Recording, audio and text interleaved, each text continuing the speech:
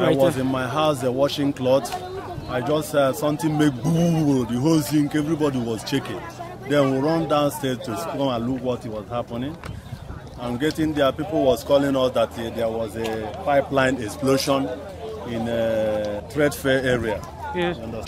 Then when I reach, I get here, a lot of houses were destroyed, even the back market were destroyed. So people were arguing that it's not like, it's like bomb.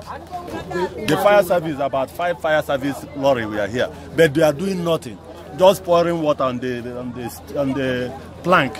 I see tankers. I wouldn't say they don't have enough this thing, but I see their tankers. I think on ground here, they have more than, if it's not more than 10. And okay, they came. There are so many from everywhere, solo, everywhere.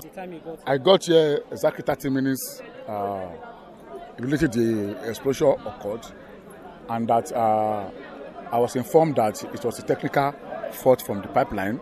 It's not as a result of vandal, and that there's a gas leakage before it caught fire.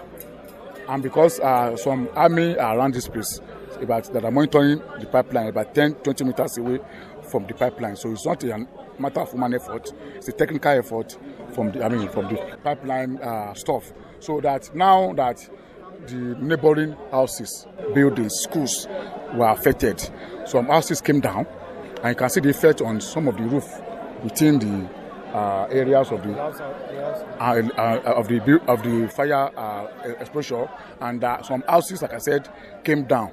And neighboring schools around, particularly Bethlehem school, some pupils there had been trapped, but we were able to rescue 2 human efforts. We were able to rescue some students out of the place. Some are still there, and effort is still ongoing. And we have made call to emergency agency people to come to our rescue, because what is going on here is a collateral damage in the local government. As of now, I cannot give you the exact cause of the fire, but it happened during the daytime, and there was a loud explosion that was heard from the pipeline, and that from the eyewitnesses, nobody can tell you that whether it is pipeline vandalization or not. But all that we had is loud explosion and vibration. You can see the vibration affected a lot of houses here. So that's all I can tell you for now. After this, our rescue mission, we can now sit down and see what really happened. There are casualties, but it cannot be ascertained.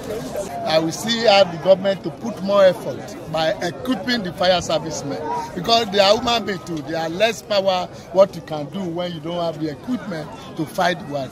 You can imagine a hose that is not even up to 10 meters. They are using to fight a fire that is almost a mile to them. So it's not the firefighters' problem. So the government itself have to do a lot of things to make sure they equip people that are working for them. Right. That is very important. They have to know that. In other civilized countries, they use helicopter to take care of things like this. The Bano Business Association, under the leadership of Chief Anthony Obi, procured some firefighting equipment and have trained some workers against that. So if you go to the security office, you will see firefighting equipment there. Vehicles are there, the drivers are there, and the people who are trained for such, they are also there. So we don't pray for such a thing will happen.